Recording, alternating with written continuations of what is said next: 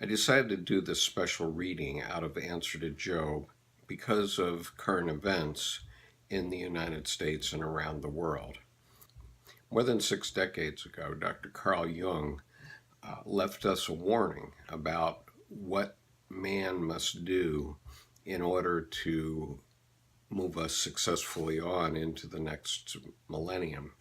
And it's something that we all need to talk about, think about, and what can be done. He believed that a better knowledge of psychology would help everyone, and I mean by that around the world. So I'm reading from Answer to Job by C.G. Jung, and I'm reading paragraph 747. In this paragraph, Dr. Jung is referring to the apocalypse, but by the apocalypse he means World War II. Here's what he says. Since the apocalypse, we now know again that God is not only to be loved, but also to be feared. He fills us with evil as well as with good. Otherwise, he would not need to be feared. And because he wants to become man, the uniting of his antinomy must take place in man. This involves a new responsibility. He can no longer wriggle out of it on the plea of his littleness and nothingness, for the dark God has slipped the atom bomb and chemical weapons into his hands and given him the power to empty out the apocalyptic vials of wrath on his fellow creatures. Since he has been granted an almost godlike power, he can no longer remain blind and unconscious.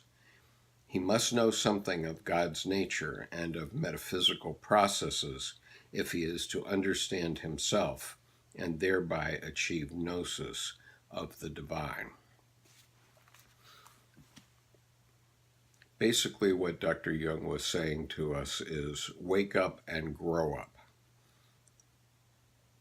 He prefaced those remarks by the previous paragraph, paragraph 746, in which he says, the only thing that really matters now is whether man can climb up to a higher moral level, to a higher plane of consciousness, in order to be equal to the superhuman powers which the fallen angels have played into his hands.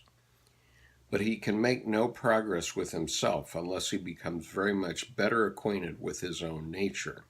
Unfortunately, a terrifying ignorance prevails in this respect, and an equally great aversion to increasing the knowledge of his intrinsic character. However, in the most unexpected quarters nowadays, we find people who can no longer blink the fact that something ought to be done with man in regard to his psychology. Unfortunately, the little word ought tells us that they do not know what to do and do not know the way that leads to the goal.